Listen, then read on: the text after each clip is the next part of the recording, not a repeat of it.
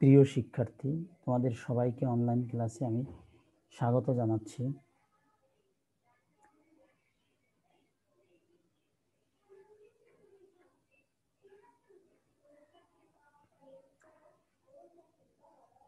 আজকে আমরা পদার্থবিজ্ঞান প্রথম পত্রের নিউটনীয় বলবিদ্যা অংশের 16তম ক্লাস নেব। তোমাদের মূলত থিওরিটা শেষ, তোমাদের সৃজনশীল প্রশ্ন নিয়ে আলোচনা করছিলাম, তাই আজকেও সৃজনশীল প্রশ্ন সম্পর্কে তোমাদের ধারণা দেব। আমরা আজকে একটা নতুন সৃজনশীল প্রশ্ন আলোচনা করব।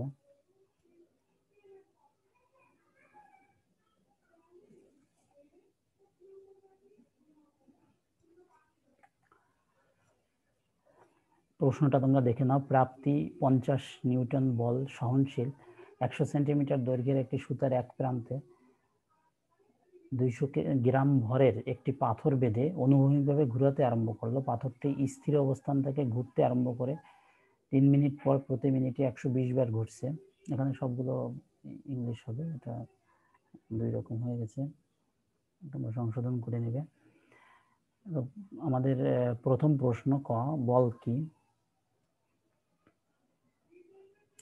খ হচ্ছে বৃত্তাকার পথে ঘূর্ণায়মান বস্তুর কেন্দ্রমুখী বল দ্বারা কৃত কাজ ব্যাখ্যা করো।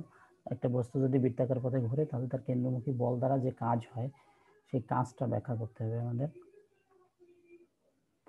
গ দাগে আছে পাথরটির টর্কের মান বের করো। পাথরটির উপরে প্রযুক্ত টর্ক যার কারণে ঘুরতে থাকবে সেই টর্কের মান কত সেটা বের করতে হবে। আর ঘ হচ্ছে প্রাপ্তি উদ্দীপকের পাথরটি দ্বিগুণ বেগে ঘুরাতে পারবে কি? তোমার উত্তরের পক্ষে গাণিতিক যুক্তি দাও। এই পাথরটা যে বেগে ঘুরছে তার 2 গুণ বেগে ঘোরানো সম্ভব কিনা সেটা আমাদের দেখাতে হবে।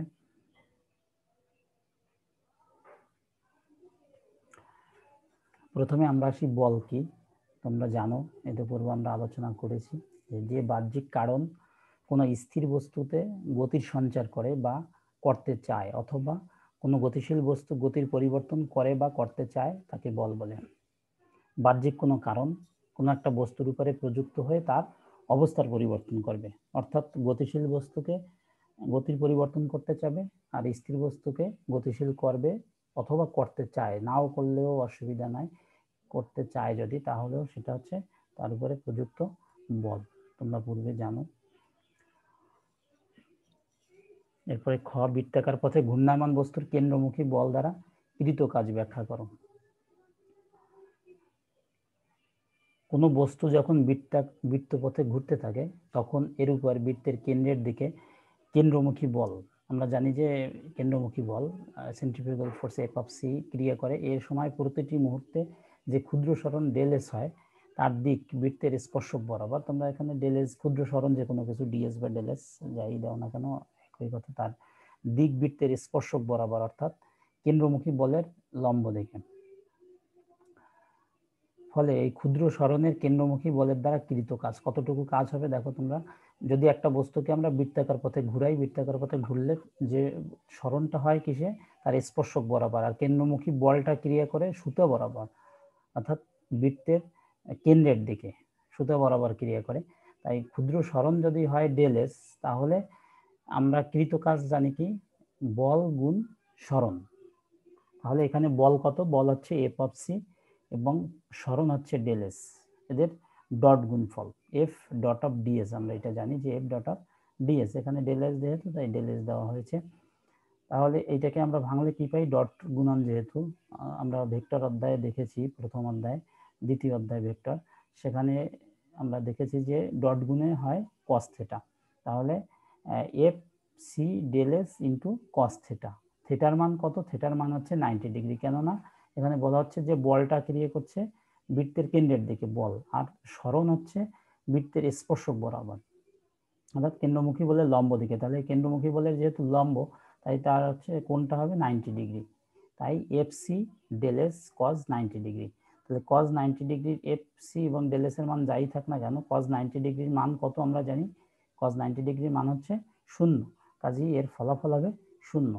তাহলে কেন্দ্রমুখী বল দ্বারা কৃত কাজ ডেল ডব্লিউ, আমরা যেটা ক্ষুদ্র সরণের জন্য যে ক্ষুদ্র কাজ, সেটা হবে 0। ফলে বস্তুটি সম্পূর্ণ একবার ঘুরে আসলেও, এমনকি বারবার ঘুরতে থাকলেও কেন্দ্রমুখী বল দ্বারা কৃত কাজ শূন্য হবে।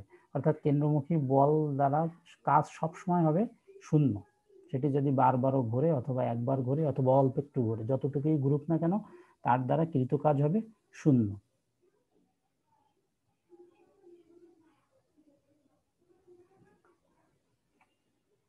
গ, পাথরটির টর্কের মান বের করো।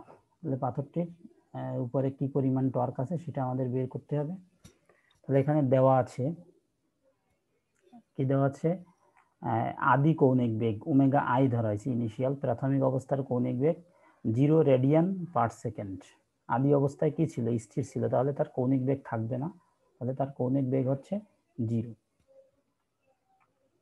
এবং প্রতি মিনিটে বলছে 120 বার ঘুরছে, প্রতি মিনিটে তার ঘূর্ণন সংখ্যা হচ্ছে 120। তাহলে তার চূড়ান্ত কৌণিক বেগ কত হবে, ওমেগা এফ ফাইনাল, ফাইনাল কৌণিক বেগটা কত হবে, আমরা জানি ওমেগা সমান সমান 2 পাই বাই বড় হাতের টি, পর্যায়কাল, পর্যায়কাল বড় হাতের টি কে আবার কি লেখা যায়, টি বাই এন। এন হচ্ছে কত বার ঘুরছে সেটা, টি হচ্ছে কত সময়ে ঘুরছে, টি হচ্ছে টাইম আর এন হচ্ছে সংখ্যা।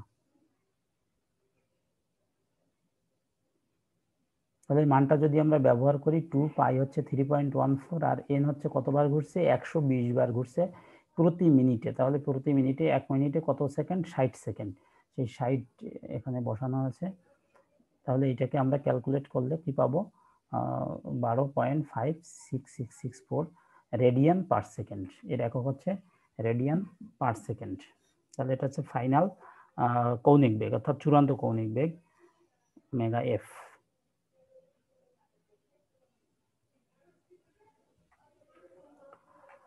সময়কাল টি সমান সমান 3 মিনিট।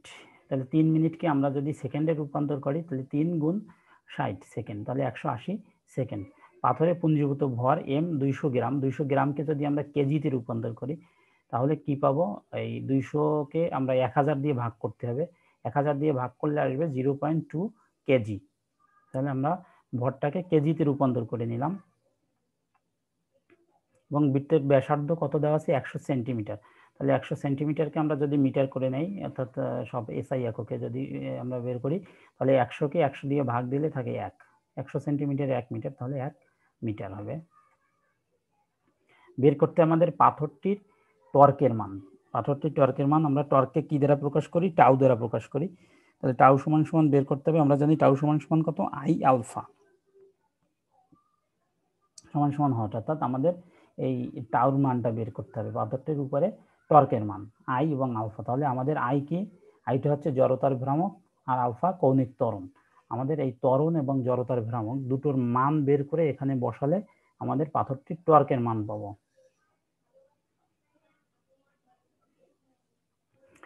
পাথরটির জড়তার ভ্রামক আগে বের করি, আই সমান সমান আমরা জানি কি summation of m r square অথবা শুধু এম আর স্কয়ার, ভর এবং দূরত্বের বর্গের গুণফল, এটা হচ্ছে জড়তার ভ্রামক। তাহলে আই সমান কত, এম হচ্ছে ভর 0.2 কেজি, এটা হচ্ছে ভর, আর দূরত্ব কত, তার যে ব্যাসার্ধ যেটা, সেই ব্যাসার্ধটা হচ্ছে দূরত্ব 100 সেন্টিমিটার বা 1 মিটার। তাহলে আমরা কত পেলাম, 0.2 কেজি পার স্কয়ার মিটার।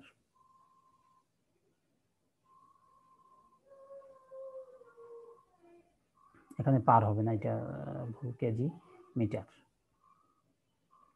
কৌণিক ত্বরণ, কৌণিক ত্বরণ আলফা, তাহলে আলফা সমান কত, শেষ কৌণিক বেগ বিয়োগ আদি কৌণিক বেগ বাই হচ্ছে সময় টি। তাহলে কৌণিক ত্বরণ আলফা হচ্ছে বেগের, কৌণিক বেগের পরিবর্তনের হার হচ্ছে কৌণিক ত্বরণ।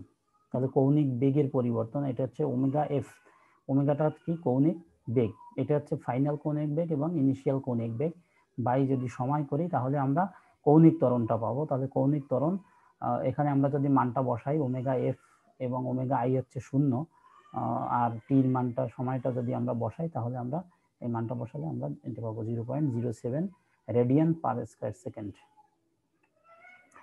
তাহলে আমরা টর্ক পেয়ে গেলাম। তাহলে টর্ক টাউ সমান সমান আই আলফা, তাহলে আইর মান আমরা পেয়েছি, আই সমান 0.2 আর 0.2 কেজি মিটার স্কয়ার, আর আলফা হচ্ছে কত 0.07। এই দুটাকে যদি বসাই আমরা তাহলে কত পাবো, 0.014 নিউটন মিটার। তাহলে এটা হচ্ছে আমাদের টর্কের মান।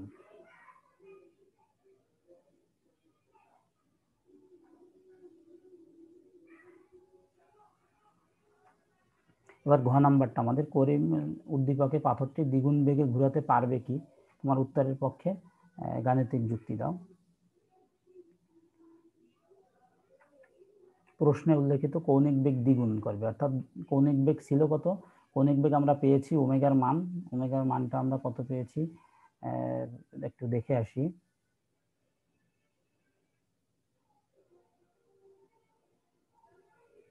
কৌণিক বেগ ওমেগা, ওমেগা হচ্ছে 12.56664 রেডিয়ান পার সেকেন্ড। তাহলে এটা হচ্ছে আমাদের কৌণিক বেগ।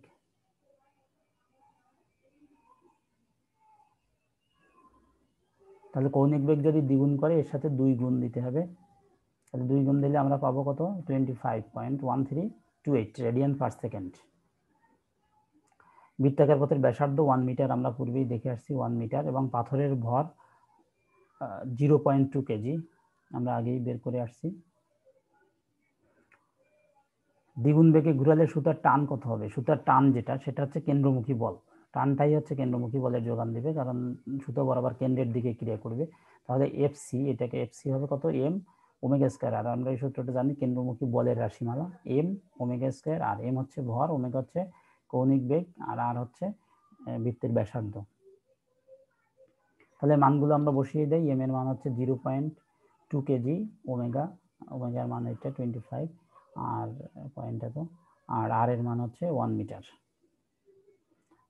তাহলে কেন্দ্রমুখী বল পেলাম আমরা, এটাকে গুণ করলে আসবে 126.3 নিউটন। এটা হচ্ছে আমরা আমাদের সুতার টান কতটুকু, যতটুকু টান সহ্য করতে পারে। প্রথমেই আমাদের দেওয়া আছে যে সুতার টান হচ্ছে 50 নিউটন, সুতার টান সহ্য করতে পারে।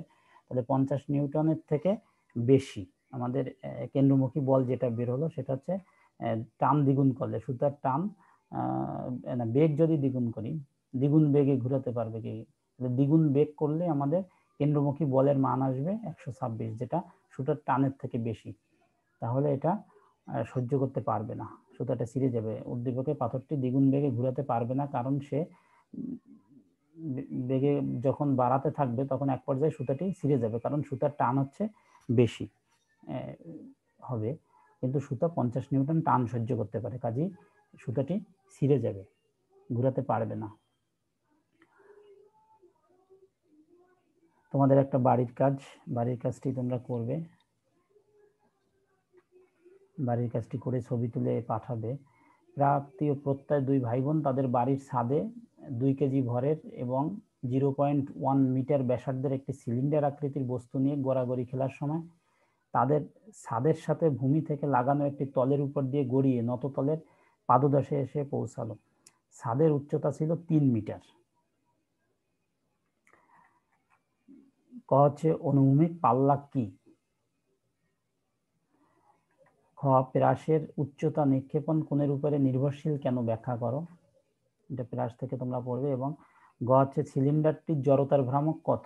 এই যে সিলিন্ডারটি, তার জড়তার ভ্রামক এবং উদ্দীপকের সিলিন্ডারটি নততলের পাদদেশে পৌঁছালে ঘূর্ণন গতিশক্তি কত হবে, গাণিতিক বিশ্লেষণ করো। তাহলে তোমরা এই প্রশ্নগুলোর উত্তর দিতে চেষ্টা করবে, বই খুঁজে এর উত্তরগুলো তোমরা নিজেরা প্রস্তুত করবে। এটা তোমাদের বাড়ির কাজ থাকলো। তোমাদের সবাইকে ধন্যবাদ।